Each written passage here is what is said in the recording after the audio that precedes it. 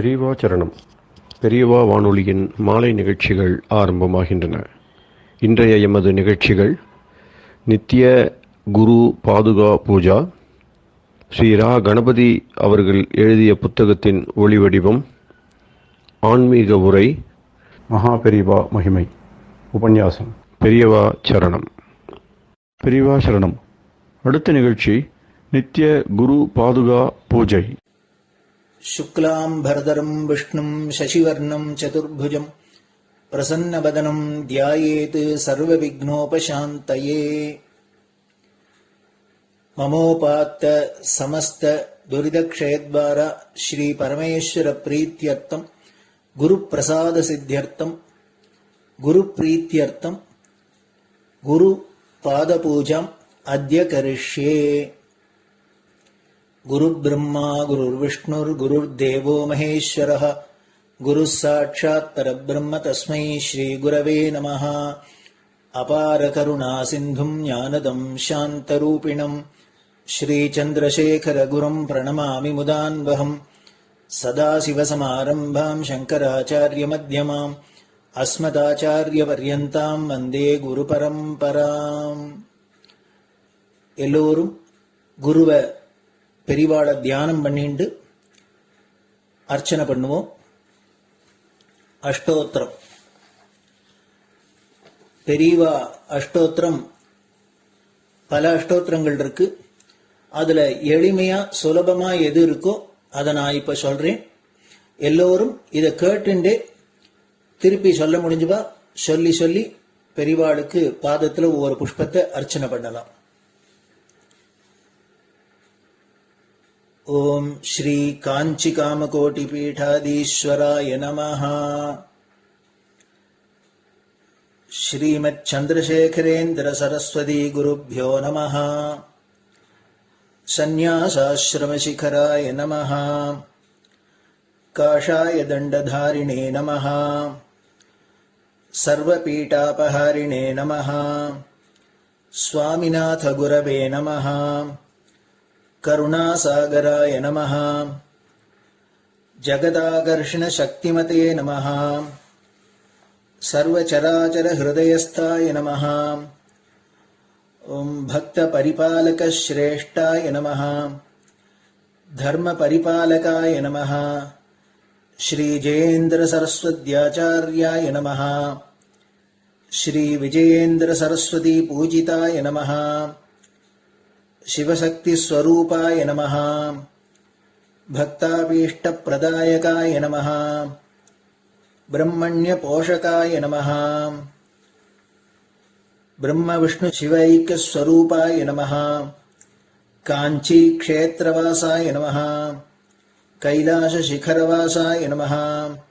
स्वधर्म परिपोषकाय नमः. चातुर्वर्ण संरक्षकाय नमः. लोकरक्षण संकल्पाय नमः. ओम ब्रह्मनिष्ठापराय नमः. सर्वपापहराय नमः. धर्मरक्षक संतुष्टाय नमः. भक्तार्पितधन स्वीकर्त्रे नमः. सर्वोपनिषत् सारज्ञाय नमः. सर्वशास्त्रगम्याय नमः. सर्वलोक पितामहाय नमः. भक्ताभीष्ट प्रदायकाय नमः. ब्रह्मण्य पोषकाय नमः. नानाविध पुष्पार्चितपताय नमः. रुद्राक्ष क्रीडधारिणे नमः. भस्मोद्दोलित विग्रहाय नमः. सर्वज्ञाय नमः. सर्वचराचर व्यापकाय नमः. अनेक शिष्य परिपालकाय नमः. मनश्चाञ्चल्य निवर्तकाय नमः. अभयहस्ताय नमः. भयापहाय नमः. यज्ञपुरुषाय नमः. यज्ञानुष्ठान रुचिप्रदाय नमः. यज्ञसम्पन्नाय नमः. यज्ञसहायकाय नमः. यज्ञफलदाय नमः. यज्ञप्रियाय नमः. उपमानरहिताय नमः. स्फटिक तुलसी रुद्राक्ष हारधारिणे नमः. चातुर्वर्ण समदृष्टये नमः. ऋग्यजुस्साम अथर्वणादि चतुर्वेद संरक्षकाय नमः. दक्षिणामूर्तिस्वरूपाय नमः जाग्रत् स्वप्न सुषुप्ति अवस्थातीताय नमः कोटिसूर्यतुल्यतेजोमय शरीराय नमः साधुसङ्गसंरक्षकाय नमः अश्वगज गोपूजा निर्वर्तकाय नमः गुरुपादुकपूजातुरन्तराय नमः कनकाभिषिक्ताय नमः स्वर्णबिल्वदलपूजिताय नमः सर्वजीवमोक्षदाय नमः मूकवाक्ताननिपुणाय नमः नेत्रदीक्षादानाय नमः द्वादशलिङ्गस्थापकाय नमः गानरसप्रियाय नमः ब्रह्मज्ञानोपदेशकाय नमः सकलकलासिद्धिताय नमः चातुर्वर्ण्यपूजिताय नमः अनेकभाषासम्भाषण कोविताय नमः अष्टसिद्धिप्रदायकाय नमः ओम श्री शारदामठसुस्थिताय नमः नित्यान्नदानसुप्रीताय नमः प्रार्थनामात्रसुलभाय नमः पादयात्राप्रियाय नमः नानाविधमतपण्डिताय नमः श्रुतिस्मृतिपुराणज्ञाय नमः देवयक्षकिन्नरकिंपुरुषपूज्याय नमः श्रवणानन्दकरकीर्तये नमः दर्शनानन्दाय नमः अद्वैतानन्दभरिताय नमः अव्याजकरुणामूर्तये नमः शैव वैष्णवादिमान्याय नमः श्रीशङ्कराचार्याय नमः दण्डकमण्डलोहस्ताय नमः वीणामृदङ्गसकलवाद्यनाथस्वरूपाय नमः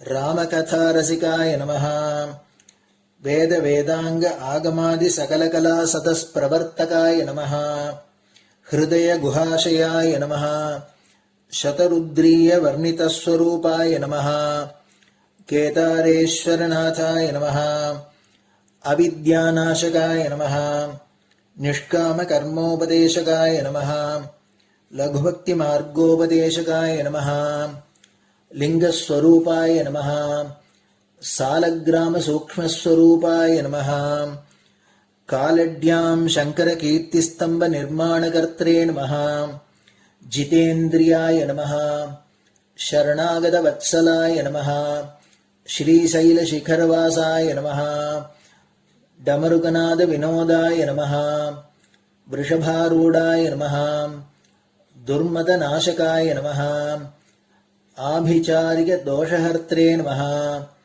मिताहाराय नमः मृत्युविमोचकशक्त्याय नमः श्रीचक्रार्चनतत्पराय नमः दासानुग्रहकारकाय नमः अनुराधानक्षत्रजाताय नमः सर्वलोकख्यातशीलाय नमः वेङ्कटेश्वरचरणपद्मषट्पदाय नमः श्री महात्रिपुरसुन्दरी समेत श्री चन्द्रमौलीश्वर पूजाप्रियाय नमः श्रीमच्चन्द्रशेखरेन्द्र सरस्वती सद्गुरु परब्रह्मणे नमः गुरुभ्यो नमः परमगुरुभ्यो नमः परमेष्टिगुरुभ्यो नमः परात्परगुरुभ्यो नमः गुरुपरम्पराभ्यां नमः गुरुपादुकाभ्यां नमो नमः. அடுத்தது ஊதுபத்தி இருந்தா அதை காமிச்சு தூபம், நெய் தீபம் இருந்தா காமிச்சு அதை நெய் தீபம் தீபம் காமிச்சுட்டு நைவேத்தியம் வெத்தலைப்பாக்கு பழம் இதுலேருந்து ஆரம்பிச்சு அவளுக்கு எது சௌரியமோ அதுபடி நைவேத்தியம் பண்ணலாம். அதுக்கு அடுத்தது கற்பூர ஹாரத்தி பண்ணி எல்லோரும் பிரதட்சிண நமஸ்காரம் பண்ணி பெரியவாள்கிட்ட பிரார்த்தனை பண்ணிண்டு எல்லோரும் க்ஷேமமா இருக்கணும், லோகம் பரம மங்களமா சௌக்கியமா இருக்கணும், எல்லோரும் வியாதி வெக்க இல்லாத ஆயுராரோக்கிய ஐஸ்வர்யத்தோட சாந்தம் அமைதியோட ஞான வைராக்கியத்தோட எல்லோரும் நல்லவர்களாயிருந்து நன்மையை அடையணும்னு பிரார்த்தனை பண்ணி இந்த பூஜையை தினம் செய்யலாம். குரு பிரம்மா குருர் விஷ்ணுர் குருர் தேவோ மகேஸ்வரः குரு சாட்சாத் பரபிரம்ம தஸ்மை ஸ்ரீ குரவே நமஹ. அபார கருணா சிந்தும் ஞானதம் சாந்தரூபிணம் ஸ்ரீ சந்திரசேகர குரும் பிரணமாமி முதான்வகம். சதாசிவசமாரம்பாம் சங்கராச்சாரிய மத்யமாம் அஸ்மதாச்சாரிய பர்யந்தாம் வந்தே குரு பரம்பராம். குரு பாத பூஜை நிறைவடைஞ்சது. பெரியவா சரணம். பெரியவா சரணம். பெரியவா வானொலியில் நேயர்கள் அடுத்து கேட்க இருப்பது ஸ்ரீ ரா கணபதி அவர்கள் எழுதிய புத்தகத்தின் ஒளி வடிவம். அளிப்பவர் ஸ்ரீமதி உமா சங்கர் அவர்கள். தேனினும் இனிய சொல்லான் தீச்சுடர் மேனி கொண்டான் ஊனுயிர்க்குயிரதான ஒன்றினைக் கலந்து நின்றான் ஏனினிக் கவலை நெஞ்சே இன்றுனக் அருள் செய்தான் இஞ்ஞானவான் காமகோட்டி நாதனை நம்புவோமே. ஜெய ஜெய சங்கர, ஹரஹர சங்கர. மகாபெரிவாளின் உபன்யாசங்களை ரா கணபதி அண்ணா தெய்வத்தின் குரல் என்ற பெயரில் 7 பாகங்களாக தொகுத்து அளித்ததின் 5ஆம் பாகத்தின் அடுத்த பகுதி ஸ்ரீசங்கர சரிதம், பத்மபாதரின் பஞ்சபாதிகை. மற்ற பிரதான சிஷ்யர்களில் பத்மபாதர் கதை முன்னேயே கேட்டீர்கள். அவர் ஷாரீரக பாஷ்யத்துக்கு வியாக்கியானம் எழுதினார். அதில் கொஞ்சம் பாகம் ஆச்சாரியாளுக்கு வாசித்தும் காட்டினார். அப்புறம் அவருக்கு தீர்த்தாடனத்தில் ரொம்ப ஆர்வம் ஏற்பட்டதால் ராமேஸ்வரத்துக்கு புறப்பட்டார். ரிவைஸ் பண்ணலாம் என்று தம்முடைய புஸ்தகச் சுவடியையும் எடுத்துக்கொண்டு கிளம்பினார். போகிற வழியில் ஜம்புகேஸ்வரத்தில் அவருடைய மாமா அகம் இருந்தது. அங்கே புஸ்தகத்தை வைத்துவிட்டு திரும்ப வரும்போது எடுத்துக்கொள்ளலாம் என்று ராமேஸ்வரம் போனார். இவர் இல்லாத போது மாமாக்காரர் படித்து பார்த்தார். அவர் கர்ம மார்க்க அபிமானி. இந்த புஸ்தகம் நம் சித்தாந்தத்தை அழித்துவிடும் போலிருக்கே என்று நினைத்தார். சரி, புஸ்தகத்தை நாம் அழித்துவிட்டால் போச்சு, மறுபடி எழுதுவானானால் பார்த்துக்கொள்வோம் என்றும் நினைத்தார். மறுபடி பத்மபாதர் அந்நூல் எழுத முடியாதபடி அவரது ஞாபக சக்தியை குலைக்க அவருடைய மாமா விஷமிட்டதாக சங்கர விஜயங்களில் காண்கிறோம். அவருக்கு 2 வீடு இருந்தது. ஒன்று கிளமாயிருந்தது. அதிலிருந்த சாமான்களை எல்லாம் இன்னொரு வீட்டில் சேர்த்தார். இந்த புஸ்தகத்தை மட்டும் அங்கே வைத்து வீட்டுக்கே நெருப்பு வைத்து விட்டார். பத்மபாதர் ராமேஸ்வரத்திலிருந்து வந்தார். விபரீதமாக நடந்துவிட்டது என்று மாமாக்காரர் வேஷம் போட்டார். சுரேஸ்வராச்சாரியாளை சந்தேகித்ததற்காக இது ஆச்சாரியாளே தந்த தண்டனை, நாம் மறுபடி எழுத வேண்டாம் என்ற எண்ணத்தோடு பத்மபாதர் ஆச்சாரியாளிடம் திரும்பி வந்தார். விஷயம் சொன்னார்.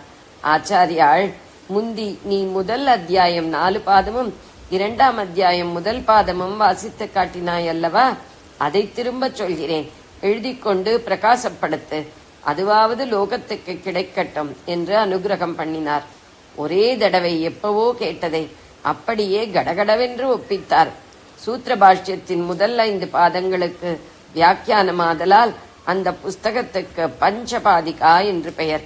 ஆனால் அதில் லோகத்தில் பிரச்சாரத்துக்கு வந்திருப்பது பிரம்மசூத்திரத்தின் முதல் அத்தியாயத்தின் 1 பாதத்தில் உள்ள முதல் 4 சூத்திரங்களுக்கான ஆச்சாரிய பாஷ்யத்துக்கு பத்மபாதாச்சாரியால் பண்ணியுள்ள வியாக்கியானம்தான். தம்முடைய பிரதான மட்டங்களில் ஒன்றில் பத்மபாதரை ஆச்சாரியால் முதல் பீட்டாதிபதியாக நியமித்தார் என்று நிச்சயமாக தெரிகிறது. எந்த மட்டம் என்பதில் 3 விதமான நம்பிக்கைகள் இருக்கின்றன. துவாரகையில் உள்ள மட்டம் என்று பலர் சொல்கிறார்கள். புரி ஜெகநாத மட்டம் என்ற அபிப்பிராயம் உள்ளவர்களும் இருக்கிறார்கள். மார்க்கண்டேய சம்ஹிதையிலும் ஆனந்தகிரியத்திலும் அவரை சிங்கேரியின் முதல் ஆச்சாரியாளாக சொல்லி இருக்கிறது. மௌனஞானி ஹஸ்தாமலகர். முக்கிய சிஷ்யர்களில் இன்னொருவர் ஹஸ்தாமலகர்.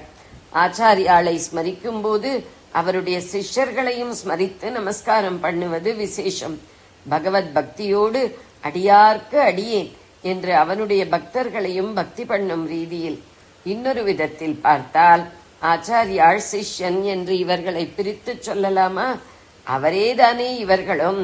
மகாவிஷ்ணுவுடைய 4 புஜம் மாதிரி எனக்கு 4 சிஷ்யர்களை வைத்துக்கொண்டு அவதாரம் பண்ணுவேன் என்று ஈஸ்வரனே இவர்களை தன் அங்கங்களாக சொன்னான் அல்லவா? பிரித்து சொன்னால் அபச்சாரமோ என்று தோன்றுகிறது.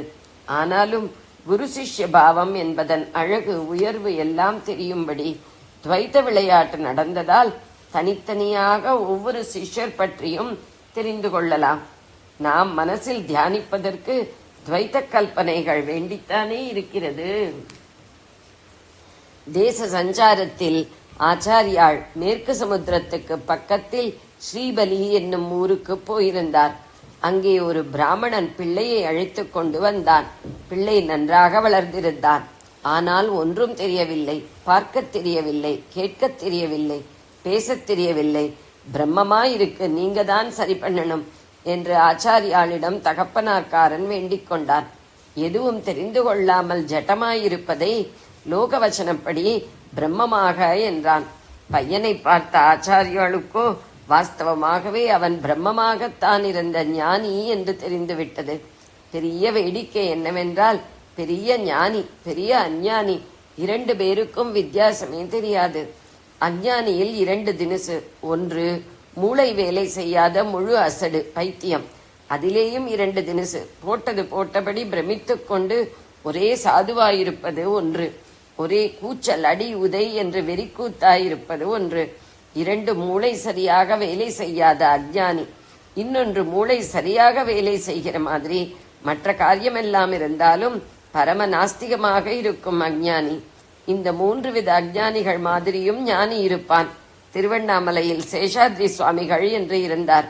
பக்தியோடு கிட்ட வருகிறவர்களின் மேலே கல்லை தூக்கி போடுவார். அதுவே அனுகிரகமாகிவிடும். நல்லது நல்லதா இல்லை, பொல்லது பொல்லாததா இல்லை, சாஸ்திரம் இல்லை, சம்பிரதாயம் இல்லை என்று நாஸ்திகன் எப்படி இருக்கிறானோ அப்படியே ஞானியும் இருப்பான். வித்தியாசம் என்னவென்றால், அசடு பைத்தியம் உள்ளே ஒன்று ஜடமாக உணர்ச்சி இல்லாமல் இருக்கும், அல்லது காரணமே இல்லாமல் கொதித்து கொந்தளித்து கொண்டிருக்கும். ஞானியோ உள்ளே ஒரே சாந்தி சௌக்கியம் என்று ஆனந்தமாயிருப்பான். நாஸ்திகன் நாம் தப்பிப்போய் அவனுக்கு ஒரு சின்ன ஹிம்சை பண்ணிவிட்டாலும் பதிலுக்கு 100 பண்ணுவான். எதுவுமே பண்ணாவிட்டால் கூட சத்துக்களை ஹிம்சிப்பான். ஞானி சூடு போட்டாலும் சிரித்துக் கொண்டு உள்ளூர ஆசீர்வாதம் பண்ணிக்கொண்டு இருப்பான்.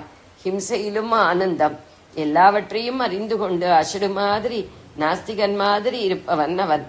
இப்படி கட்டையாட்டம் இருந்த பிள்ளையை உன்மாதம் என்று வைத்து ஆச்சாரியாளிடம் அந்த பிராமணன் அழைத்து கொண்டு வந்தார். பையனை பார்த்ததும் அவருக்கு நம்ம பின்னோடு இழுத்துண்டு போறதுக்காக வந்து சேர்ந்திருக்கிற வஸ்து என்று தெரிந்தது. யாருப்பா, எந்த ஊருப்பா என்று பேச்சு கொடுத்து பார்த்தார். வருஷக்கணக்காக வாய் திறக்காமல் இருந்த பையன் தான் என்று எல்லாம் ஒன்னா இருக்கச்சே, யாரு எவான்னா என்ன அர்த்தம், எல்லாம் சொப்பனமாயிருக்கச்சே, சொப்பனத்துக்குள்ளே அந்த ஊர் இந்த ஊர்னு பேர் வச்சா முழிச்சுண்டா அப்புறம் எந்த ஊரை சொல்லிக்கிறது என்று கேட்டான். ஸ்லோக ரூபமாக, நான் மனுஷன் இல்லை, தேவன் இல்லை, யக்ஷன் இல்லை, 4 ஜாதியில் எதுவும் இல்லை, 4 ஆசிரமிகளில் யாரும் இல்லை, நான் நிஜபோத ரூபம், அதாவது ஆத்ம ஞான ஸ்வரூபம் என்று இப்படி பதில் சொன்னதாக இருக்கிறது. ஹஸ்தாமலக ஸ்தோத்திரம் என்று பெயர். பிள்ளை பேசுகிற சந்தோஷத்தில் தகப்பனார் அகத்துக்கு அழைத்து கொண்டு போனான். அங்கே போனால் அந்த பிள்ளை பழையபடியே ஆகிவிட்டது. ஆச்சாரியாளிடம் மறுபடி கூட்டிக் கொண்டு வந்தார். அவர்கிட்டேயானால் அவரை விட ஞானமாக பேசுகிறது. பிள்ளை நேராக இருந்தால் போதும் என்கிற எண்ணத்தில் தகப்பனார், இது எங்க பிள்ளை இல்லை, உங்க பிள்ளைதான் என்று சொல்லிவிட்டு போய்விட்டான்.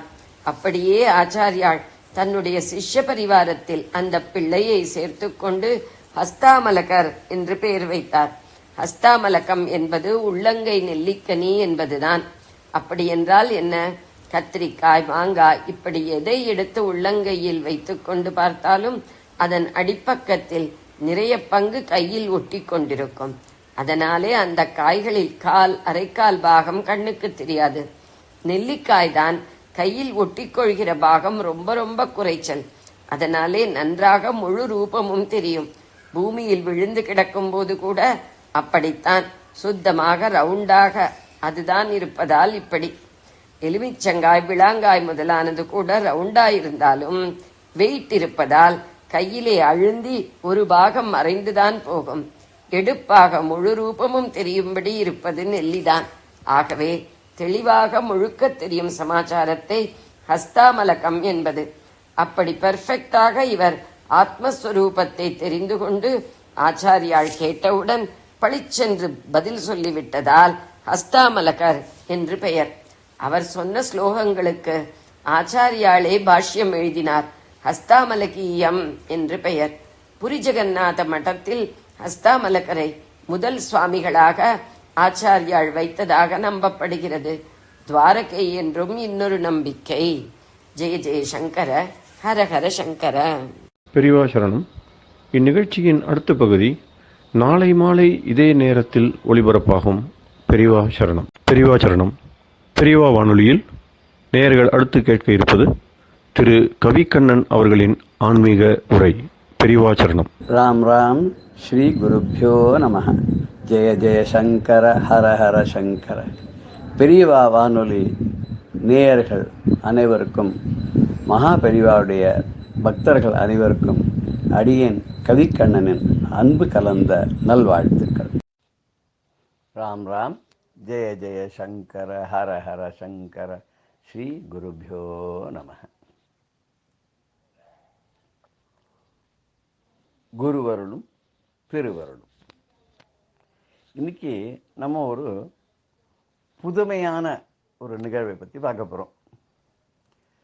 ஆழ்வார்கள்லேயே முதல் ஆழ்வார் அப்படின்னு சொல்லக்கூடியது நம்மாழ்வார். அவர் நம்மாழ்வார் ரொம்ப பெருமை மிக்கவர். அவர் கலியுகம் பிறக்கிறதுக்கு முன்னாடியே இருந்தார்னு சொல்லுவார்.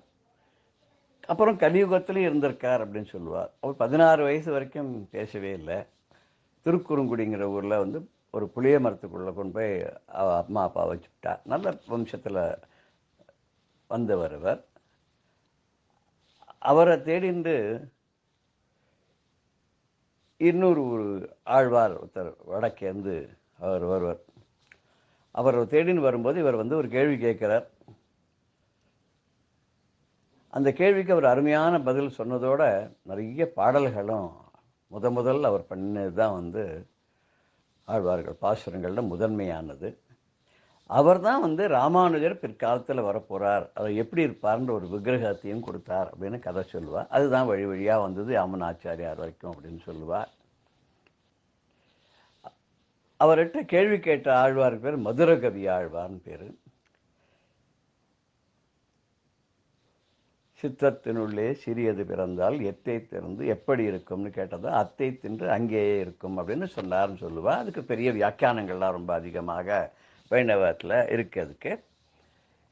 இது நம்ம என்ன தெரிஞ்சுக்கிறதுக்கு முக்கியமாக ஆசைப்படுறோம் அப்படின்னு சொன்னாக்கா, அவருடைய ஆழ்வார்கள் வரிசையில் ரொம்ப முக்கியமானவர் திருமழிசை ஆழ்வார். அவர் வந்து முதல்ல நாயன்மார்களில் ஒருத்தராக இருந்ததாக ஒரு கதை இருக்குது. அந்த நாயன்மார்களில் அவருக்கு ஒரு ரொம்ப அருமையான பேர் கூட வந்து சிவவாக்கியர்னு பேர். சிவவாக்கியர் அப்படின்ற கூடிய ஒரு நாயன்மாராக இருந்திருக்கார் அவர். அதுக்கப்புறம் வந்து சிவன் மேல் நிறைய பாடியிருக்கார், எல்லாம் பண்ணிருக்கார். அப்புறம் ஒரு காலகட்டத்தில் அவருக்கு அப்படியே ஒரு வேதாந்தபரமாக யோசனை பண்ணும்போது பிரம்மங்கிறது என்ன அப்படின்னு சொல்லி பார்க்கறச்ச இது இல்லை இது இல்லை இது இல்லை, நேத்தி நேத்தி நேத்தி நான் இத்தி, இது இல்லை இது இல்லை அப்படின்னு ஆராய்ச்சி பண்ணி கடைசியில் அவர் என்ன நினைக்கிறார், பரபிரம்மம் யாருன்னா ஸ்ரீமன் நாராயணன் தான், பரதத்துவமே ஸ்ரீமன் நாராயணன் தான். ஸ்ரீமன் நாராயணனுடைய பதக்கமலங்களை சரணம் அடைந்து விட்டோமானால் நம்முடைய எல்லா தீவினைகளும் போய்விடுகின்றன, நமக்கு நல்ல கதி கிடைக்கும்ன்றது அவருடைய சித்தாந்தம். அவர் அப்படி வர்றார் காஞ்சிபுரத்துக்கு பக்கத்தில். அப்படி வரும்போது திருமழிசை ஆழ்வாருடைய பாசுரங்கள் நிறைய இருக்குது. ஆழ்வார் பாசுரங்கள் அவரது ரொம்ப நிறைய இருக்குது. அப்படி வரும்போது அவருக்கு ரொம்ப ஆத்மார்த்தமான ஒரு சிஷ்யன். அந்த சிஷ்யன் வந்து காஞ்சிபுரத்தில் சுவாமிக்கு சிசூஷை பண்ணிட்டு, குருநாதருக்கும் சிசூஷை பண்ணிட்டு, பெருமாளுக்கும் சேவை பண்ணிட்டு இருக்கா. அங்கே ஒரு வயசான கிழவி அந்த கோவிலில் இருக்கா. அந்த சிஷ்யனுக்கு பேர் கணிகண்ணன்னு பேர். அந்த வயசான கிழவி ரொம்ப தள்ளாமையினால பெருமாளுக்கு சேவை பண்ணுறதுக்கு ரொம்ப கஷ்டப்பட்டு இருந்தபோது இவர்கிட்ட கேட்குறா, எனக்கு மொத்தம் இளமையான உடம்பாக இருந்தால் பெருமாளுக்கு எவ்வளோ நன்னா நான் சேவை பண்ண முடியும். உடனே கணிகண்ணன் தன்னுடைய ஆச்சாரியனை அப்படியே மனசில் நினைச்சுன்னு வேண்டிட்டு பெருமாள்கிட்ட ரிக்வெஸ்ட் பண்ணிக்கிறேன், இவளுக்கு இளமையை கொடுத்துடேன்னு. உடனே பெருமாள் மனமகிழ்ந்து போய் தனக்கு எதுவும் கேட்காத சிஷ்யன் வந்து ஆச்சாரியனை வணங்கி என்கிட்ட வந்து இந்த எனக்கு தொண்டு செய்யக்கூடிய இந்த கிழவிக்கு இளமையை கொடுன்னு கேட்குறானே, ஆரோக்கியத்தை கொடுன்னு கேட்குறான்னு உடனே அந்த கிழவியை ஒரு யுவதியாக மாற்றிடுற, அழகான யுவதியாக மாற்றி தனக்கு சேவை பண்ணுறதுக்கு வச்சுக்கிறார். ஒரு நாள் அந்த கோவிலுக்கு வந்த அந்த ஊர் ராஜா இதை பார்த்து இதை கேள்விப்பட்டு ரொம்ப ஆச்சரியப்பட்டு போய்ட்றான். பண்ணி நேராக கணிகண்ணன்ட்ட வரான். கணிகண்ணன்ட்ட வந்து என்ன கேட்குறான்னா, எப்படி நீ இந்த கிழவிக்கு இளமையை கொடுத்தியோ அது மாதிரி நீ வந்து எனக்கு இளமையை கொடு அப்படின்ற. அவன் சொன்னான், உங்களுக்கு இளமையை என்னால் தர முடியாது. ஏன் தர முடியாது அப்படின்னு கேட்டேன்னாக்கா, நான் இந்த கிழவிக்கு ஏன் இளமையை பெருமாட்ட வேண்டியேன்னா, அவள் வந்து இன்னும் பல காலம் இறைவனுக்கு தொண்டு செய்ய வேண்டும் என்பதற்காக கேட்டா. அதற்காக நான் என்னுடைய ஆச்சாரியரான திருமிழிசை ஆழ்வாருடைய ஒரு கருணையினாலையும் அருளாலையும் அவருடைய குருவர்களோடு இந்த இறைவனுடைய திருவருளையும் வேண்ட அவர் என் மீது கருணை கூர்ந்து அந்த கிழவியாக இருந்தவளை யுவத்தியாக மாற்றி அவருடைய தொண்டு செய்வதிலே சிறப்பாக இருக்க வேண்டும் என்பதற்காக அருள் மழை பொழிந்திருக்கிறாரே தவிர, உனக்கு நீ யுவனாக மாறி என்ன நீ உன் மனதில் ஆசை என்றால், இவளை திருமணம் செய்து கொண்டு இவளை உன்னுடைய பட்டத்தை மகிழ்ச்சியாக கொண்டு நீ நாட்டை ஆண்டு கொண்டிருக்க வேண்டும், சௌக்கியமாக இருக்க வேண்டும்.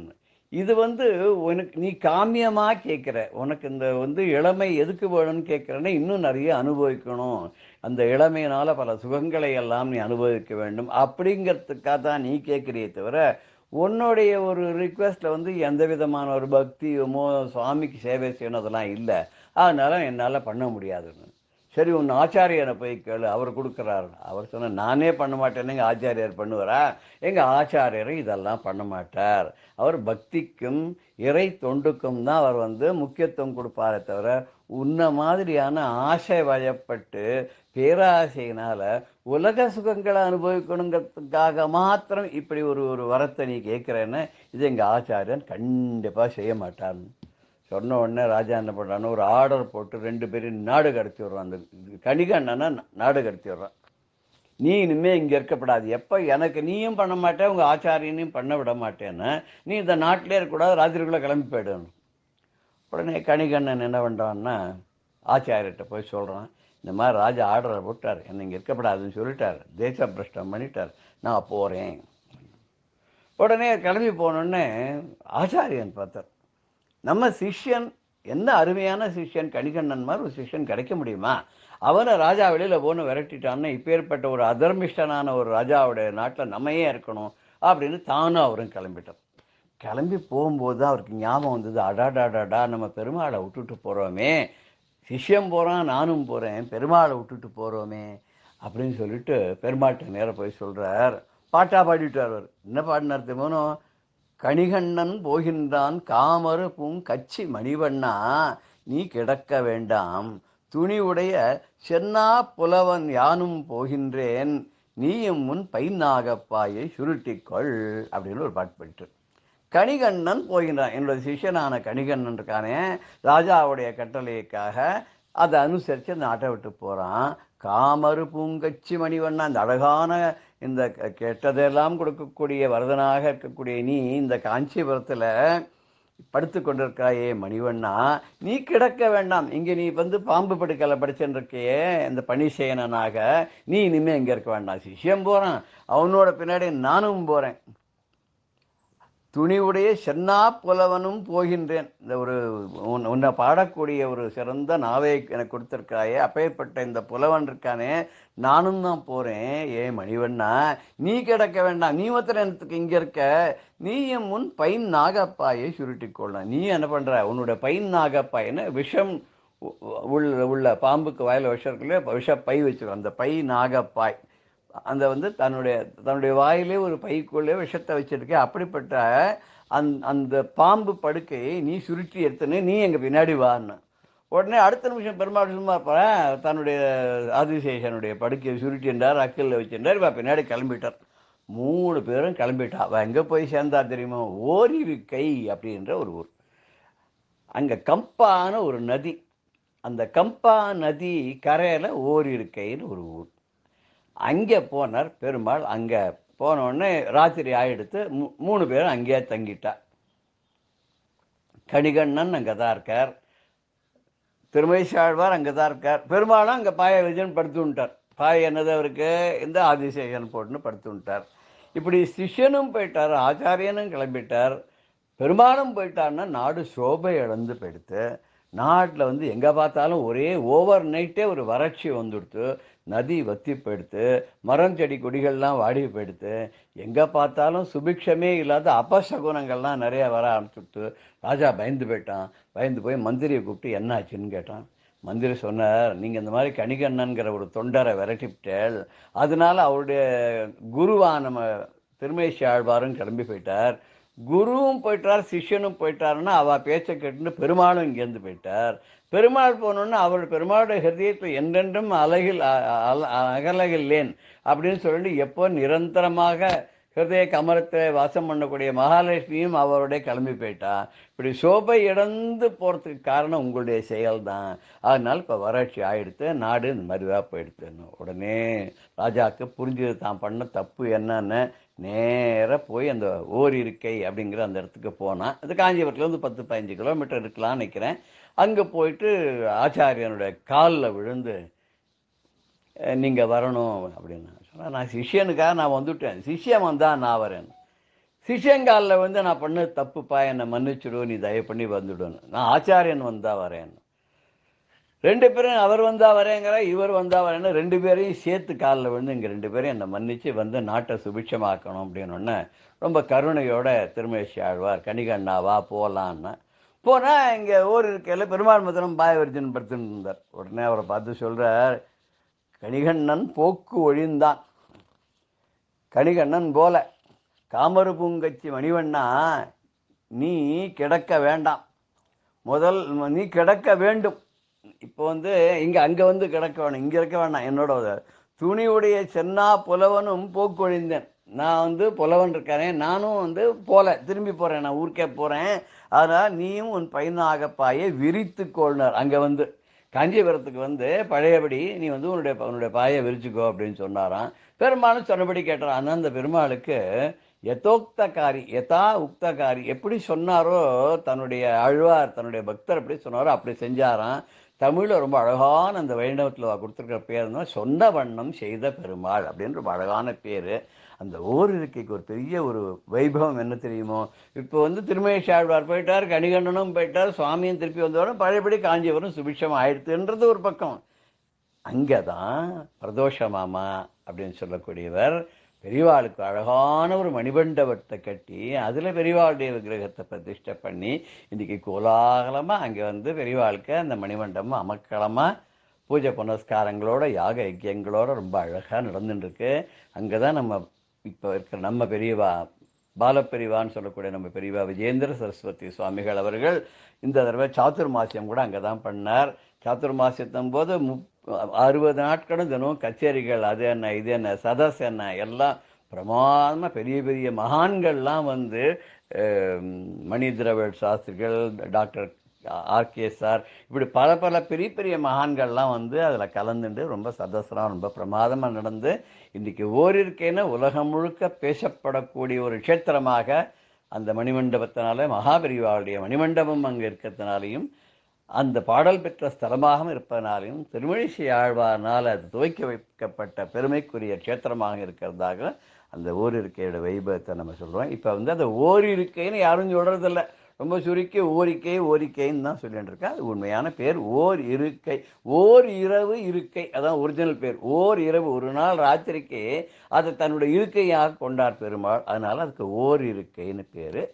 அடுத்த நிகழ்ச்சியில் இன்னொரு மகானை பற்றி அவருடைய சீடரை பற்றி நம்ம பார்க்குறோம். ஜெய ஜெயசங்கர ஹர ஹர சங்கர். ஸ்ரீ குருபியோ நம. ராம் ராம். பெரியவா சரணம். இந்நிகழ்ச்சியின் அடுத்த பகுதி நாளை மாலை இதே நேரத்தில் ஒளிபரப்பாகும். பெரியவா சரணம். பெரியவா சரணம். அடுத்த நிகழ்ச்சி மகா பெரியவா மகிமை உபன்யாசம். வழங்குபவர் பிரம்மஸ்ரீ கணேச சர்மா அவர்கள்.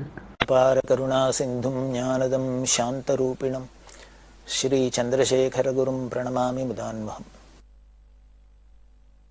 1963 வருஷம் டிசம்பர் மாதம் 12ஆம் தேதி கும்பகோணம் டவுன் ஹை ஸ்கூலில் ஜஸ்டிஸ் கமாலுதீன் அப்படிங்கிற சப்ஜெக்டோட முயற்சியினால்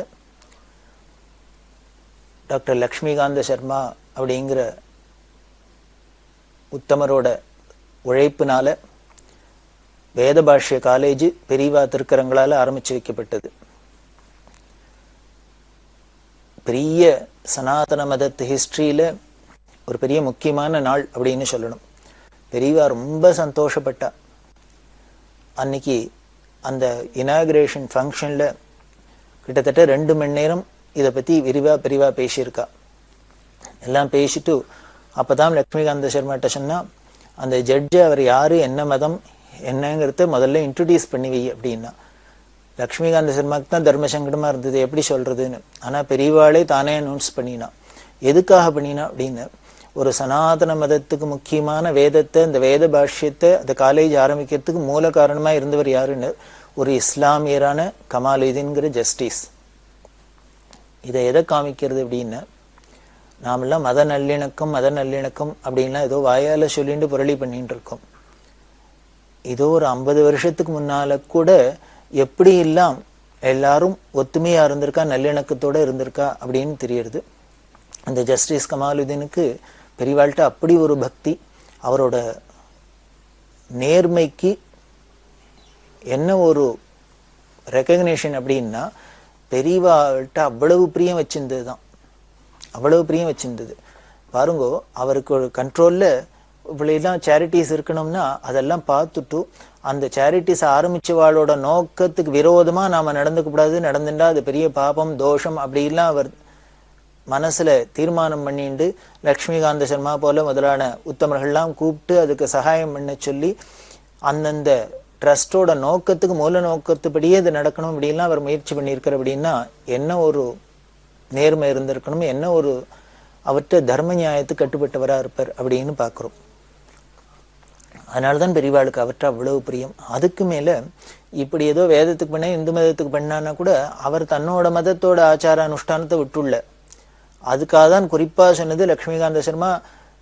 அவர் ஒவ்வொரு தடவும் வந்திருக்காரு, பார்த்திருக்கேன், ஆனா பெரியவாளுக்கு நமஸ்காரமே பண்ணலையே அப்படின்னு சொல்றதே பெரியவா அதைத்தான் ரொம்ப ஹைலைட் பண்ணி சொல்றா. அவர் மதத்து சம்பிரதாயப்படி வேற யாருக்கும் நமஸ்காரம் பண்ணக்கூடாது, அதனால அவர் நமஸ்காரம் பண்ணல. அப்படி அவர் பண்ணாதனால்தான் எனக்கு அவருக்கு பிரியம், அவர்கிட்ட எனக்கு பிரியம், நான் அவருக்கு தரிசனம் கொடுத்தேனே வழி அவர் தன்னோட சம்பிரதாயத்தை மீறி தன்னோட மதானுஷ்டானத்தை மீறி எனக்கு நமஸ்காரம் பண்ணியிருந்தாருன்னா எனக்கு அவர்கிட்ட பிரியம் இருக்காது அப்படின்னே சொல்றா பெரியவா. இதுல இருந்தே தெரியுது ஜெகதாச்சாரியன் ஜெகத்குரு அப்படிங்கிறதுனால உலகத்துல உள்ள அத்தனை பேருக்கும் குரு அப்படின்னா என்னென்ன, அவாவாளுக்கு அவாவாளோட மதத்துல சம்பிரதாயத்துல என்னென்ன இருக்கோ அதை நாம நம்பிக்கையோட ஃபாலோ பண்ணணும். அப்படி பண்ணினோம்னாலே ஈஸ்வரனுக்கு தானே பிரீத்தி தான். நாம ஒன்னும் ஸ்பெஷலா அவரை சந்தோஷப்படுத்த வேற எதுவுமே பண்ண வேண்டாம் அப்படின்னு இதெல்லாம் நமக்கு காமிச்சு கொடுக்கறது. அதனாலதான் அவருக்கு நான் தரிசனம் கொடுத்தேன் அப்படின்னு சொல்றேன். அவர் பண்ணாதான் எனக்கு சந்தோஷமா இருந்தது அப்படின்னு.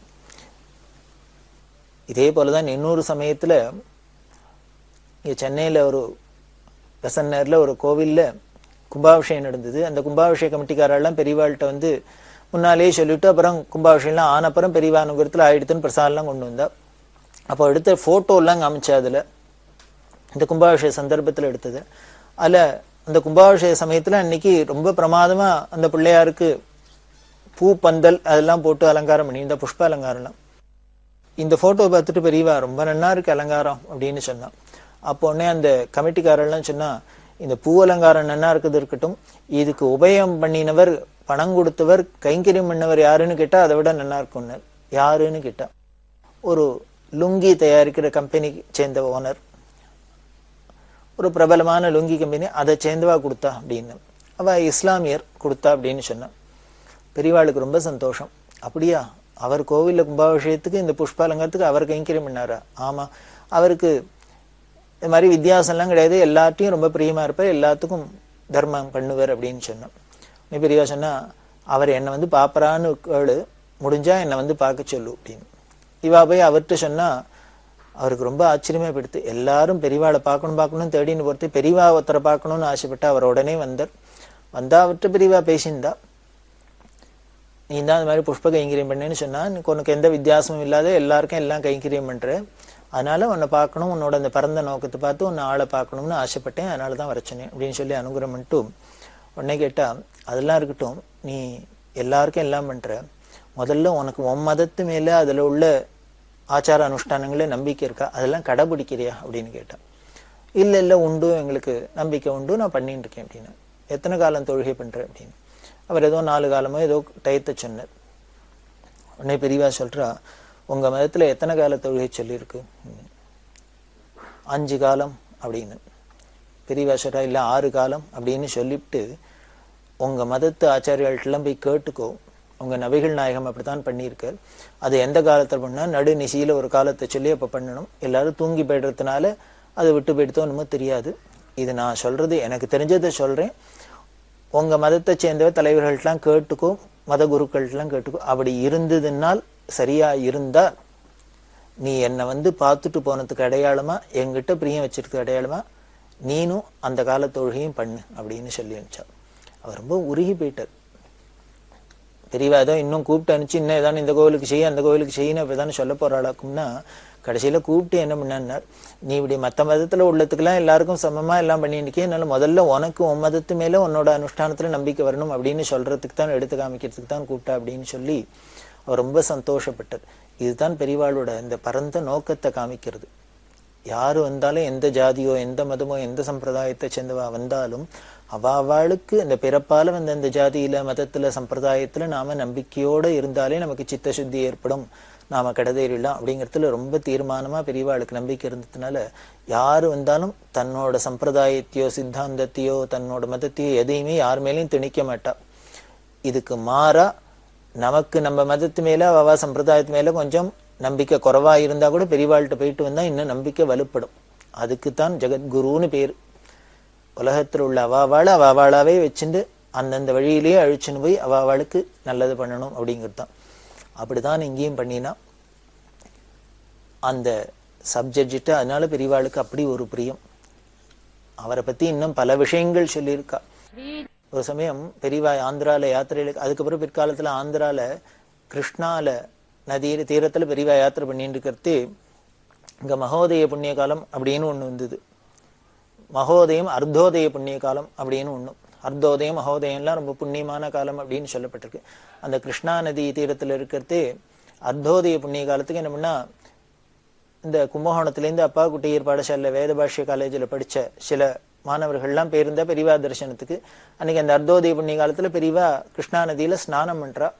இந்த பசங்கள்லாம் போய் ஸ்நானம் பண்றதே கூட போயிருக்கிறதே பெரியவா கேட்டா, நீங்க எங்கேன்னு வந்திருக்கீங்க? கும்பகோணத்துலேருந்து என்ன படிச்சுனக்கே வேத பாஷ்ய காலேஜில் படிச்சுருக்கோம். உடனே பெரியவா கேட்டா, அந்த வேத பாஷ்ய காலேஜ் ஆரம்பிக்கிறதுக்கு காரணமா இருந்தவர் யாரு தெரியுமா அப்படின்லாம் சொல்லி இந்த ஜட்ஜ் எல்லாம் பத்தி சொல்லிவிட்டு உடனே சொல்ற, இன்னைக்கு அர்த்தோதய புண்ணிய காலம், புண்ணிய நதியான கிருஷ்ணால ஸ்நானம் பண்றோம். எல்லாரும் அந்த ஜஸ்டிஸ் கமாலுதீனான அந்த சப்ஜெக்டுக்காக சங்கல்பம் பண்ணிட்டு, அவரும் அவர் குடும்பமும் க்ஷேமமா இருக்கணும்னு சங்கல்பம் பண்ணிட்டு புண்ணிய ஸ்நானம் பண்ணும் அப்படின்னு சொல்லி ஸ்நானம் பண்ணினதா பின்னால் அந்த பசங்கள்லாம் சொன்னா லட்சுமிகாந்த சர்மாட்ட. லட்சுமிகாந்த சர்மா ரொம்ப ஆச்சரியப்பட்டு, என்ன பெரியவா ஆளுக்கு எவ்வளவு பிரியம், எப்பொழுதும் அவர் நினைப்பாவே இருந்துருக்காள் அப்படின்னா, அப்படி தன்னை மறக்க முடியாத அளவுக்கு அவர் வேதத்துக்கும் இந்த வேத பாஷ்யத்துக்கும் கைங்கரியம் பண்ணினது பெரியவாளை அவ்வளவு சந்தோஷப்பட முடியுமா பண்ணிடுத்தோம். நாமளும் அது மாதிரி கிஞ்சித்தானம் பண்ணினோம்னா பெரியவா மனசுல நீங்காத இடம் பிடிக்கலாம், அவ அனுகிரகத்தை பரிபூர்ணமா அடையலாம். அதுக்கு மேல லட்சுமிகாந்த சர்மா இன்னொரு தரம் பேருக்கிறதே இந்த சப்ஜெக்டை பத்தி பேச்சு வார்த்தை பெரியவா சொன்ன வார்த்தை, நாயன்மார்கள்ல அப்பாலும் அடி சார்ந்தார்னு சொல்லி இருக்கு. அப்பாலும் அடி சார்ந்தார்னா அவ அந்த 63 நாயன்மார்கள் காலத்துக்கு அப்பால் வந்தவான்னு சொல்லலாம்.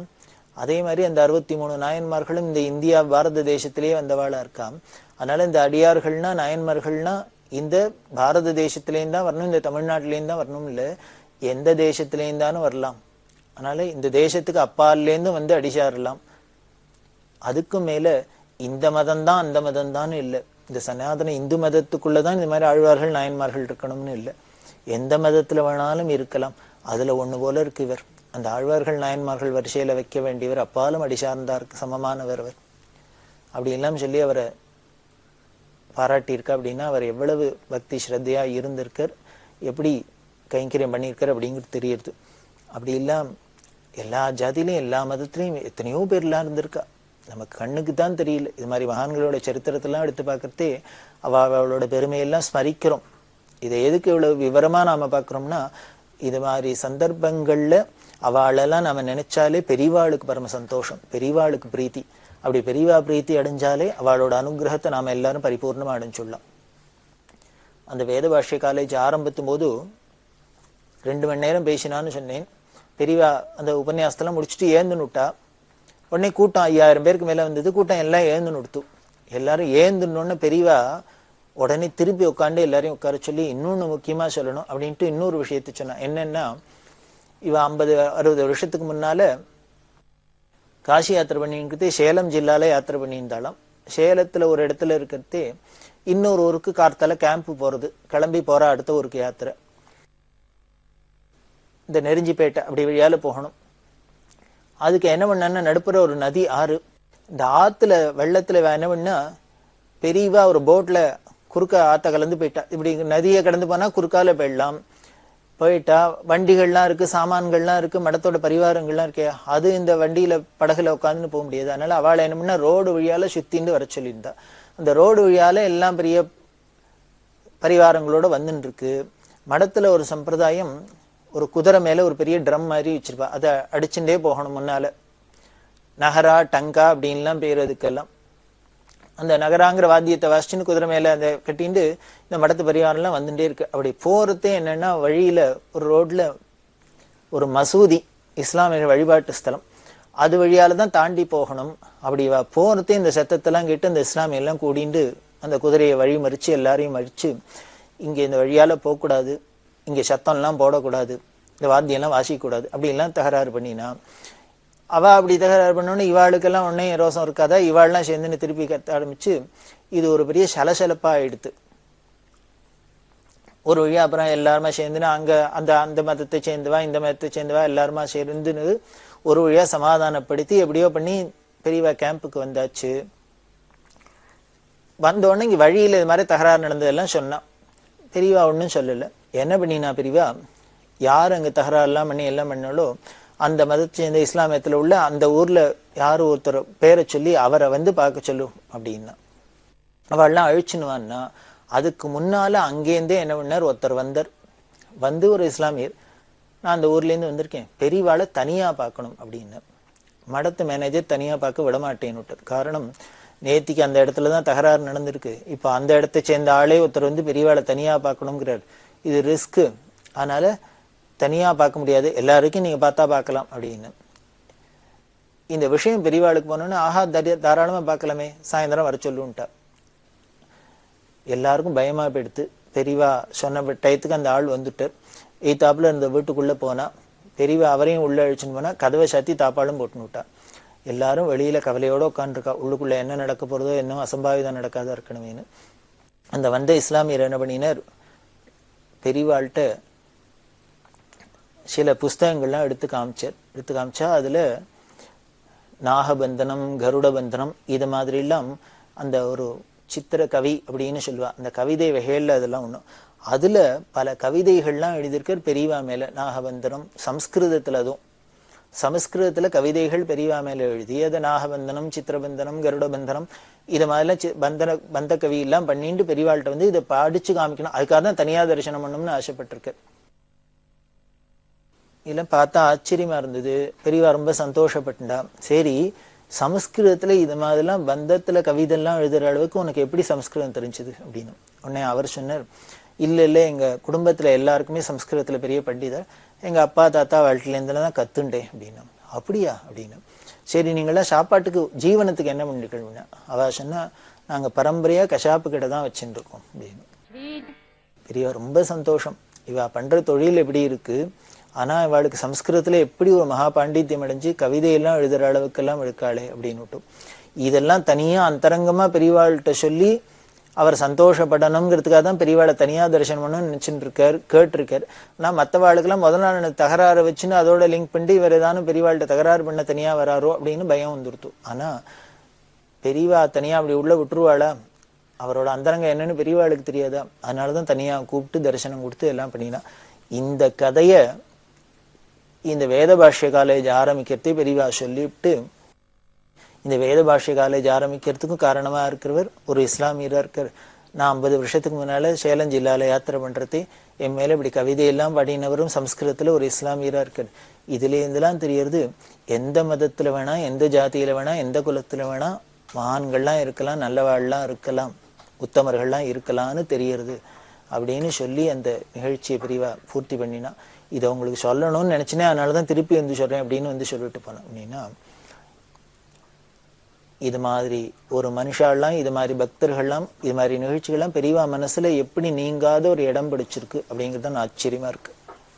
அப்படி எல்லாம் முடிச்சுட்டு கும்பகோணத்துல இந்த காலேஜ் இனாகிரேஷன்லாம் முடிச்சுட்ட பெரியவா அந்த வருஷம் டிசம்பர் மாசம் ஆருத்ரா தரிசனத்துக்காக சிதம்பரத்துக்கு வந்தா. சிதம்பரத்துல ஆருத்ரா தரிசனம்ங்கிறது மார்கழி மாசத்துல திருவாதிரையில வருது. ரொம்ப எவ்வளவு பெரிய விசேஷமான புண்ணிய காலம், அவசியம் எல்லாரும் தரிசனம் பண்ண வேண்டிய காலம் அப்படிங்கிறது எல்லாருக்கும் தெரியும். அந்த ஆருத்ரா தரிசனம் 1963 வருஷம் பெரியவா சிதம்பரத்துல போய் தரிசனம் பண்ணா. தரிசனாத் பிரசதஸ்ன்னு அந்த தூக்கிய திருவடிய, நடராஜா திருவடிய பார்த்தாலே மோட்சம். நாம ஒன்றும் மோட்சத்துக்கு வேற ஒரு காரியம் பண்ண வேண்டாம். சிதம்பரத்துல போய் நடராஜாவோட திருவடியை தரிசனம் பண்ணினோம்னா போறோம். இதை தரிசனம் பண்ணினா போறாது, எப்பொழுதும் அதை மனசுல நினைச்சுட்டு இருக்கணும். அந்த ஒரு தரம் கண்ணால பார்த்தத எப்பொழுதும் மனசுல நினைச்சுட்டே இருக்கணும். எது வரைக்கும் மரண காலத்திலயும் அந்த தூக்கிய திருவடி கண்ணு முன்னால வந்து நிற்கணும், நினைச்சுக்கணும். நினைச்சுட்டோம்னா நமக்கு மோட்சம். அந்த ஆருத்ரா தரிசனத்தை பண்ணிட்டு அந்த வருஷம் மகர சங்கராந்திக்கு தை பொங்கலுக்காக காவேரி சமுத்திரத்தோட சங்கமிக்கிற காவேரி பூம்பட்டினம் அப்படின்னு சொல்லக்கூடிய பூம்புகாருக்கு வந்தா. அந்த வருஷம் 1964 வருஷம் ஜனவரி மாசம் 14ஆம் தேதி மகர சங்கராந்தி பொங்கல் அன்னைக்கு காவேரி பூம்பட்டினத்துல சங்கமத்துல ஸ்நானம் பண்ணி இந்த மகர சங்கராந்தியை பெரியவா கொண்டாடினா. அதுக்கப்புறம் சீர்காழி தாலுக்கால பல க்ஷேத்திரங்கள்லாம் தரிசனம் பண்ணிட்டு திரும்பி சிதம்பரத்துக்கு வந்துட்டு நெய்வேலிக்கு வந்தா. நெய்வேலிக்கெல்லாம் வந்து அங்கெல்லாம் யாத்திரையை முடிச்சுட்டு விருத்தாச்சலம், விருத்தாச்சலம்ங்கிறது பெரிய க்ஷேத்திரம், மணிமுத்தாறு அப்படிங்கிற இந்த கரையில இருக்கு. விருத்தகிரீஸ்வரர் அப்படின்னு அந்த விருத்தாச்சலத்தை முடிச்சு தரிசனம் பண்ணிட்டு பெரியவா பன்ருட்டிக்கு வந்தா. பன்ருட்டியில திருவதிகை அப்படின்னு பெரிய க்ஷேத்திரம், பக்கத்துல திருநாவலூர் அப்படின்னு சுந்தரமூர்த்தி சுவாமிகள் அவதார ஸ்தலம், அதெல்லாம் தரிசனம் பண்ணிட்டு. இதெல்லாம் ஏன் சொல்லப்படுறதுன்னா, புதுப்பிரிவாளுக்கு இதெல்லாம் தரிசனம் பண்ணி வைக்கணும் அப்படிங்கிறதுனாலே இந்த இடத்துக்கெல்லாம் வந்தா. அந்த திருநாவலூர் அதெல்லாம் முடிச்சுட்டு திரு அதிகைங்கிறது தான் அப்பர் சுவாமிகளை ஆட்கொண்ட இடம். அதெல்லாம் முடிச்சுட்டு காஞ்சிபுரத்துக்கு வந்தா. 1964 வருஷம் பிப்ரவரி மாசம் 27ஆம் தேதி காஞ்சிபுரத்துல புதுசா பூஜா மண்டபம் கட்டியிருந்தா. இப்போ போனேன்னா காஞ்சிபுரத்துல சந்திரமௌலீஸ்வரர் பூஜை நடக்கிறது, பெரிய கருங்கல் மண்டபம் இருக்கு. அந்த கருங்கல் மண்டபத்தை பெரிவா கட்டி முதல்ல பூஜை ஆரம்பிச்சது அந்த 1964 வருஷம் பிப்ரவரி மாசம் 27ஆம் தேதி. முழுக்க கருங்கல்லால கட்டினது. அதுக்கு முன்னால பிராச்சீனமா பக்கத்துல ஆதிசங்கர சன்னதி இருக்கு, அங்கதான் பூஜா மண்டபம் எல்லாம் இருந்திருக்கு. ஆச்சாரிய பழைய பூர்வாச்சாரியாள் காலத்துலாம் அது ரொம்ப சின்னதா இருந்தது. அப்புறம் விஸ்தாரமா வேணுங்கிறதுனால பெரியவா இப்படி கட்டினது. அதுக்கு மேல பெரியவாளுக்கு அந்த வருஷம் 70 வயசு பூர்த்தி ஆனதுனால இன்னைக்கு பார்த்தேன்னா காஞ்சி காமகோடி பீடத்துல பெரிய 3 அடுக்கு பெரிய கோபுரம் இருக்கு. அந்த 70 அடி உயர கோபுரம். அத அந்த 1964 வருஷம் பெரியவாளோட 70 வயசு பூர்த்தியை உத்தேசிச்சு 70 அடியில அந்த பெரிய கோபுரம் கட்டப்பட்டது. அதுக்கப்புறம் பெரியவாளுக்கு 71 வயசு பூர்த்தியில பீமரத சாந்தி மகாருத்ரமா நடந்தது. பக்கத்துல கீழம்பிங்கிற ஸ்தலம் இருக்கு, சின்ன கிராமம். அந்த கீழம்பியில காஞ்சி காமகோடி பீடத்தோட 60வது ஆச்சாரியால் சித்தியான சமாதி இருக்கு. அதெல்லாம் தரிசனம் பண்ணிட்டு 1964 வருஷம் வியாச பூஜையை பெரியவா காஞ்சிபுரத்துல பண்ணினா. அப்போ வேதாகம சில்ப சதஸ் நடந்தது, 3வது வேத ஆகம சில்ப சதஸ். 1962, 63, 64 எல்லா வருஷமும் அந்த வருஷம் சாத்துர்மாசியத்தின் போது ஆகம சில்ப சதஸ் நடந்தது. அதெல்லாம் முடிச்சுட்டு அந்த வருஷமே 64 வருஷம் மே மாசம் 31ஆம் தேதி இன்னொன்னு முக்கியமா நடந்தது. பெரியவாளோட ஆணையினால, பெரியவாளோட முயற்சினால கன்னியாகுமரியில கோயிலுக்கு பின்பக்கம் கடலை பார்த்து பெரிய மண்டபத்துல ஆதிசங்கர பிரதிஷ்டை பண்ணியிருந்தா. அதெல்லாம் அப்ப நடந்தது. அந்த 1964 வருஷம் டிசம்பர் மாசம் 24ஆம் தேதி ராமேஸ்வரத்துல கடுமையான புயல். கடும் புயல் அப்படின்னா தனுஷ்கோடிங்கிற இடமே சமுத்திரம் அடிச்சுன்னு போற அளவுக்கு பெரிய ஒரு புயல் நடந்தது. அந்த புயலுக்கு பெரியவா எப்படி அநாத ரக்ஷகன் ஆபத் பாந்தவனா எல்லாருக்கும் அனுகிரகம் பண்ணி காப்பாத்திருக்கா அப்படின்னா ரொம்ப சுவாரஸ்யமான விஷயம். இந்த 1964 வருஷம் டிசம்பர் மாசம் 24ஆம் தேதி புயல் வரப்போறது, ராமேஸ்வரத்துக்கு பெரிய பாதிப்பு வரப்போறது, வெள்ளச்சேதம் ஏற்பட போறது. ஆனால் பெரியவா என்ன பண்ணினா 61ஆம் வருஷம் 62ஆம் வருஷம் இளையாத்தங்குடியிலேருந்து ஆரம்பிச்சு தஞ்சாவூர் ஜில்லால யாத்திரை பண்ணிட்டு தானே காஞ்சிபுரத்துக்கு வந்தா. அப்படி வர வழியெல்லாம் என்ன பண்ணினான்னா இந்த 62, 63, 64 இந்த 3 வருஷத்துல எந்த ஊருக்கு போனாலும் எங்க பட்டண பிரவேசம் நடந்தாலும் யாரை பார்த்தாலும் அவளுக்கு நிலம் இருக்கான்னு கேட்பா. சொந்தமா நிலம் இருந்ததுன்னா அவள்கிட்ட பெரியவா அப்படின்னு உத்தரவு, மடத்துக்கு ஒரு மூட்டை நெல் அனுப்பு அப்படின்னு. உடனே எல்லாரும் பெரியவா வாயை திறந்து கேட்டா கேட்பானே, உடனே நெல் அனுப்பிச்சிடுவா. எதுக்கு இப்படி 3 வருஷமா 4 வருஷமா சேர்த்துட்டு இருக்கான்னா, எல்லா ஊர்ல மடத்துக்கும் என்ன அப்படின்னா அவாவா அந்தந்த ஊருக்காரா அந்தந்த ஊர்ல இருக்கிற சங்கர மடத்துக்கு அனுப்பிச்சிடுவா. அந்தந்த சங்கர மடத்துக்காரர்களுக்கு என்ன ஊத்துருன்னா அதை நேர ராமேஸ்வரத்துல உள்ள சங்கர மடத்துக்கு கொண்டு போய் சேர்த்துணும் அப்படின்னு. இப்படி வந்துட்டே இருக்கு. ராமேஸ்வரத்துல விஸ்வநாதன் பார்த்துட்டார். அவருக்கு புரியவே இல்லை. இந்த சின்ன ஊரு, இந்த ஊர்ல இப்படி ஒவ்வொரு இடத்துல இருந்து மூட்டை மூட்டையா நெல் வருது. அவர் வாங்கி வாங்கி அடுக்கி வச்சிருந்தாரு. எதுக்குன்னு புரியல. பெரியவா என்ன சொல்லியிருந்தா உத்தரவு, இதெல்லாம் வந்துன்னா வாங்கி அடுக்கி வச்சுக்கணும். பத்திரமா வச்சிருந்தார். வச்சிருந்த ரூம் எல்லாம் ரொம்ப போயிடுத்து. அடுத்தது பக்கத்துல ஒரு இடம் வாடகைக்கு எடுத்து வச்சார். அங்கேயும் ரொம்ப போயிடுத்து. இப்படி நெல்லாம் வந்துருக்கு வச்ச இடம்லாம் ரொம்ப இருக்க வழிய இதை என்ன உபயோகப்படுத்தணுமா எதுக்கு என்னன்னு புரியல. மடத்து மேனேஜருக்கு அப்பப்போ லெட்டர் எழுதிட்டு இருக்கார். இவரும் ஒன்றும் பதில் போடல. ஒரு நாளைக்கு கிளம்பி வந்தார் காஞ்சிபுரத்துக்கு. இந்த டிசம்பர் மாசத்துல வந்தோடனே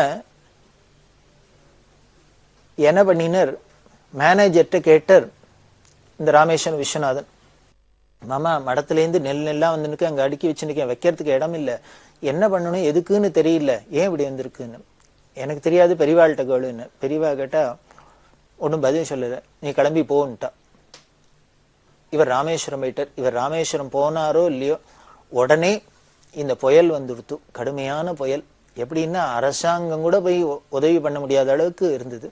அந்த சமயத்துல மடத்திலேருந்து 2 பேர் அனுப்பிச்சு ராமேஸ்வரம் உடனே போய் அந்த சேர்த்து வச்ச நெல்லு முழுக்களும் அரிசியாக்கி எல்லாருக்கும் அங்க விநியோகம் பண்ண சொல்லு, அன்னதானம் பண்ண சொல்லு அப்படின்னு.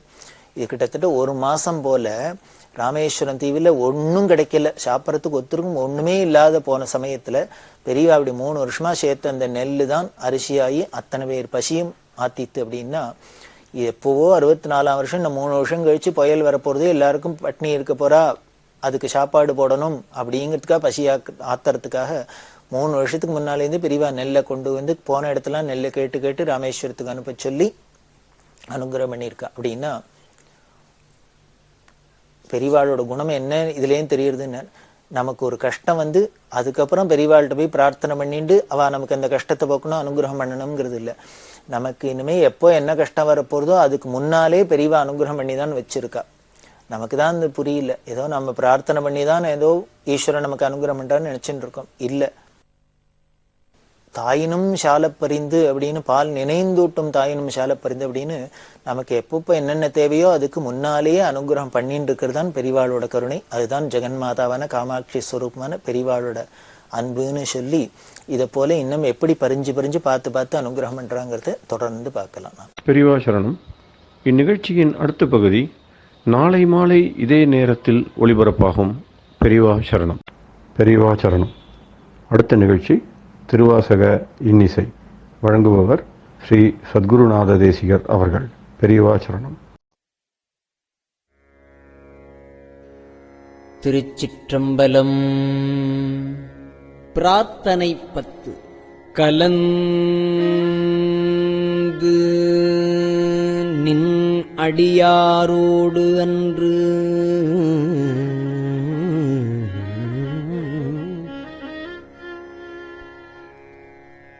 வாழா கழித்திருந்தேன்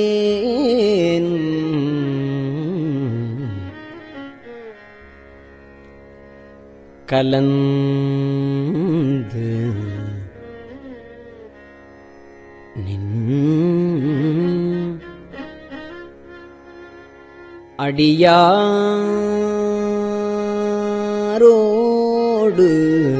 அன்று வாழா கடித்திருந்தேன்.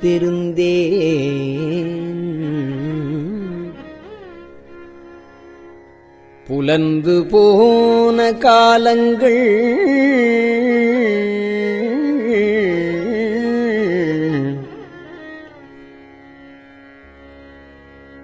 புகுந்து நின்றது இடரு பின்னாள்.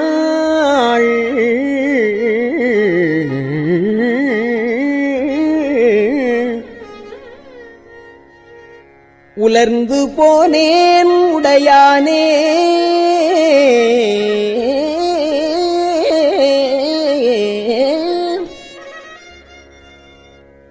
உலவா இன்பச் சுடரு காண்பான்.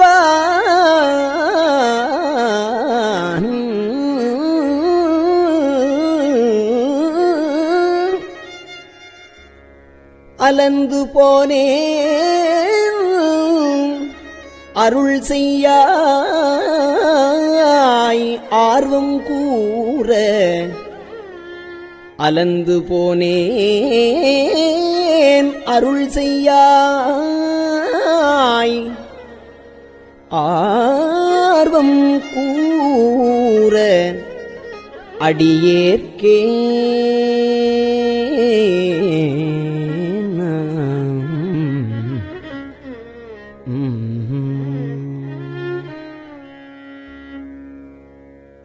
அடியார் சிலர் உன் அருள் பெற்றார். அடியார் சிலர் உன் அருள் பெற்றார். ஆர்வம் கூற யான் அவமே. அடியார் சிலர் உன் அருள் பெற்றார். ஆர்வம் கூற யான் அவமே.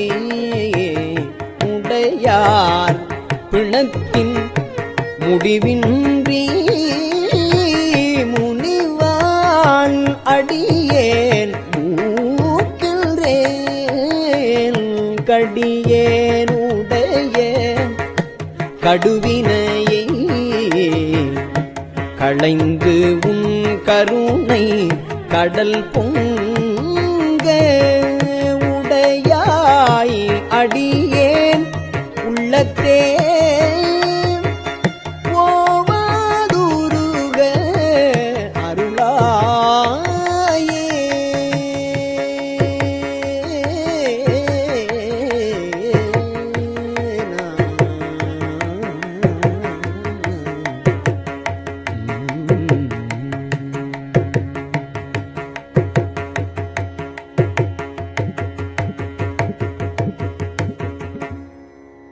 அருளாரமுதப் பெருங்கடல்வாய் அடியாரெல்லாம் புக்கு அழுந்த. இருளார் ஆக்கைது பொறுத்தேயைத்தேன் கண்டாய் எம்மானே.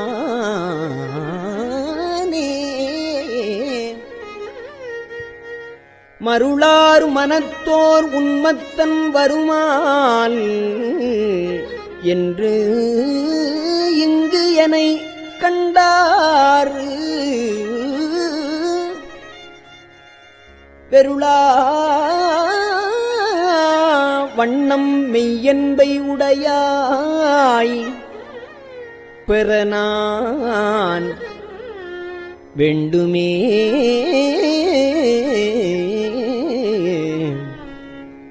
வேண்டும் வேண்டும் மெய்யடியாருள்ளே விரும்பி என்னை அருளால் ஆண்டாய். அடியேல் இடரு களைந்த அமுதே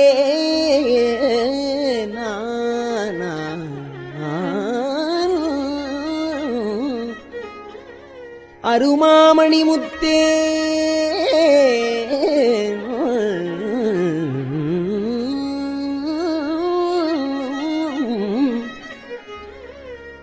தூண்டா இடரு அணையாய்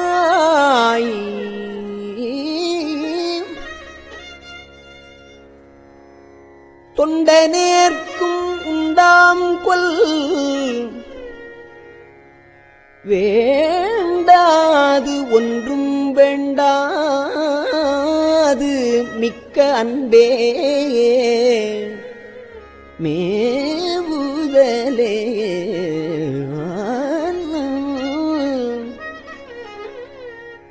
மேவும் உன்றன் அடியாருள் விரும்பியானும் மெய்மையே காவி சேரும் கயற்கண்ணாள் பங்கா உன்றன் கருணையினால் பாவியேற்கும் உண்டாமோ பரமானந்த பழங்கடல் சேர்ந்து ஆவியாக்கை யான் எனதென்று யாதுமின்றி அறுதலே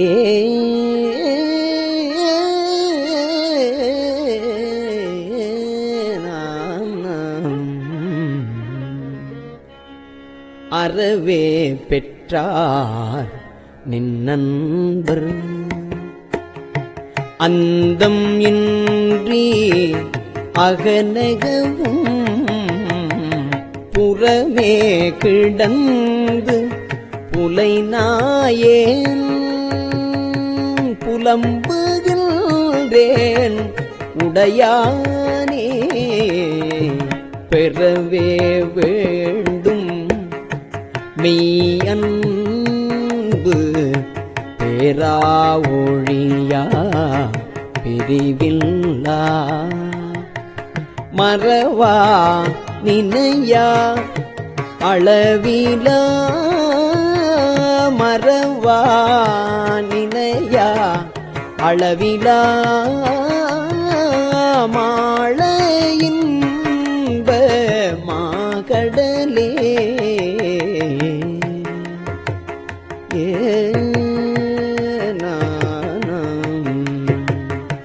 கடலே அனைய ஆனந்தம் கண்டார் எல்லாம் கவர்ந்து உண்ண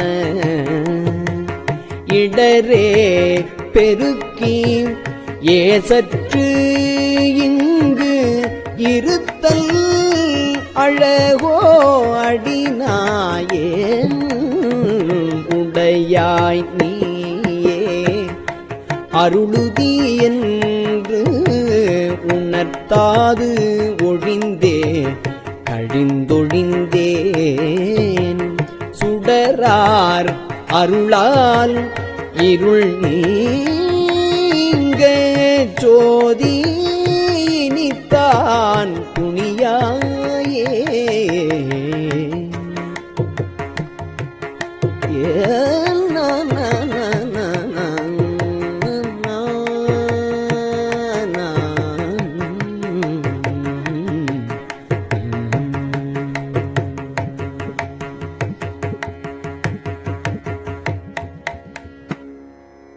துணியா உருகா அருள் பெருகத் தோன்றும் தொண்டரிடைப் புகுந்து திணியார் மூங்கில் சிந்தையேன் சிவனே நின்று தேய்கின்றேன் அணியாறு அடியார் உனக்கு உள்ள அன்பும் தாராய் அருளளிய தனியா தொல்லை வந்தருளி தளிரு பொற்பாதம் தாராயே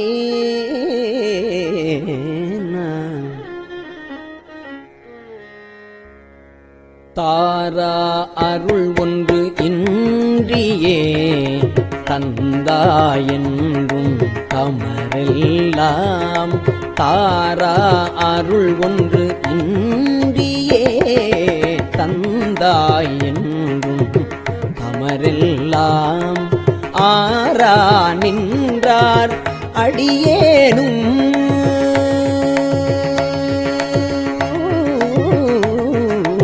ஆரா நின்றார் அடியேனும் அயலார் போல அயரேனோ சீரார் அருளால் சிந்தனையை திருத்தி ஆண்ட சிவலோகா சீரார் அருளால் சிந்தனையை திருத்தி ஆண்ட சிவலோகா பேரானந்தம் பேராமை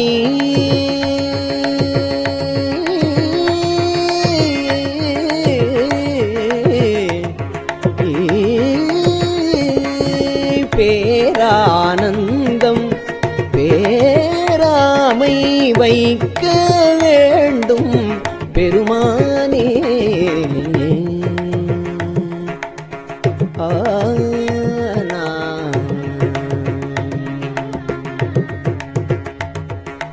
மானோர் பங்கா வந்தீப்பார் மதுர கனியே மனம் நெகா நானோ தோளா சுரைவுத்தால் நம்பியித்தால் வாழ்ந்தாயே பூனே புகுந்த உனை உணர்ந்தே உருகி பெருகும் உள்ளத்தை கோனே அருளும் காலந்தா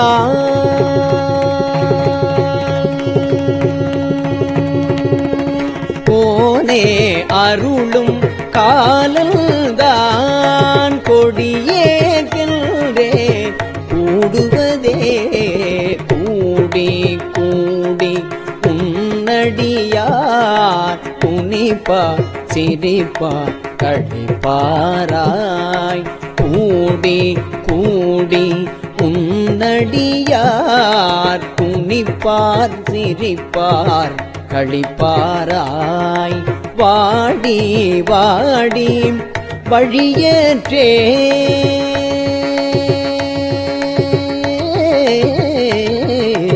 வாடி வாடி வழியேற்றே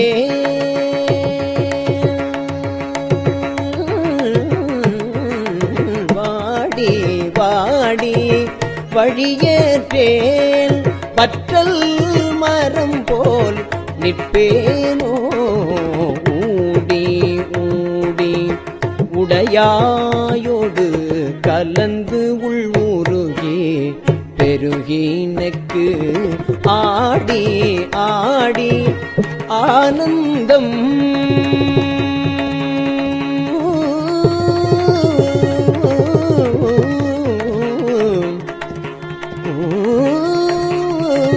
ஆடி ஆடி ஆனந்தம் அதுவேயாக அருள் கலந்தே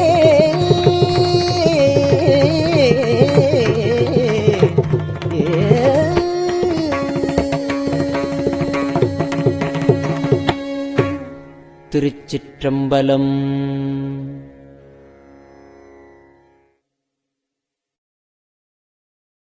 பெரியவா சரணம். இந்நிகழ்ச்சியின் அடுத்த பகுதி நாளை மாலை இதே நேரத்தில் ஒளிபரப்பாகும். பெரியவா சரணம். பெரியவா சரணம். பெரியவா வானொலியின் இன்றைய நிகழ்ச்சிகளின் நிறைவாக திருப்பொன்னூசல் வழங்குபவர் சத்குருநாத தேசிகர் அவர்கள். பெரியவா சரணம். திருச்சிற்றம்பலம். திருப்பொன்னூசல். கோலவரை குடுமி வந்து குவலயத்து சால அமுதுண்டு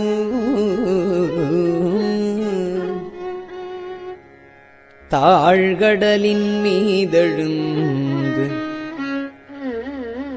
ஞாலம் மிக பரிமேற்கொண்டு நமையாண்டான் சீலம் திகழும் திரு உத்தரகோசமங்கை மாலுக்கு அரியானை வாயார நாம் பாடி பூலித்து அகங்குழைந்து பொன்னூசல் ஆடாமோ.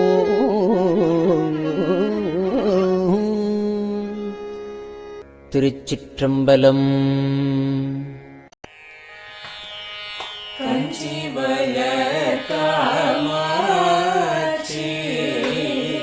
தன் குழந்தாய் சங்கரரே கஞ்சி வளர் காமாட்சி தன் குழந்தாய் சங்கரரே குரு சந்திரசேகரரே உறங்கிடுவீர்களே உறங்கிடுவீர்களே.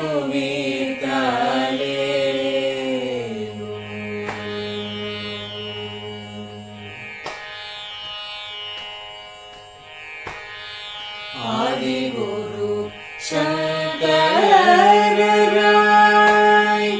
அன்றொரு நாள் வந்தவரே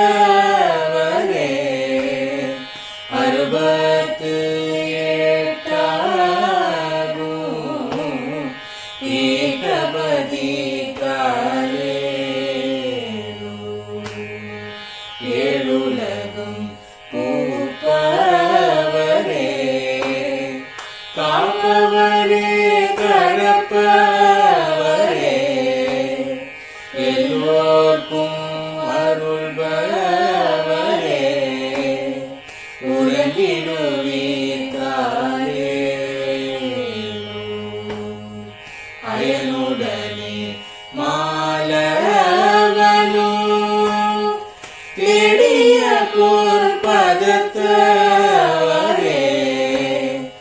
அருமறைகள் சாற்றும் முயல் மலர்பதமே காலே முக்தி நிலை எய்திடவே சக்தி தரும் சத்குருவே முக்தி நிலை எய்திடவே சக்தி தரும் சத்குருவே நித்தமெங்கள் நாவீசையில் நித்திரை கொள்தாயே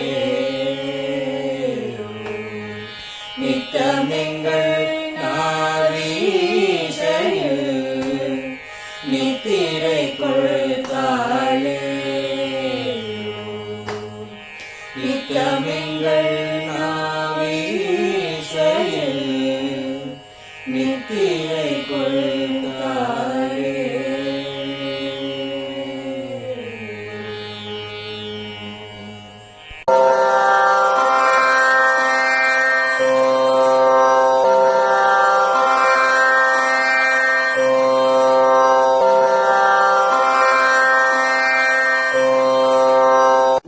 பெரியவாசரணம். பெரியவா வானொலியின் மாலை நிகழ்ச்சிகள் இத்துடன் நிறைவடைகின்றன. எமது அடுத்த ஒளிபரப்பு நாளை காலை இந்திய நேரப்படி 6 மணிக்கு துவங்கும். பெரியவாசரணம்.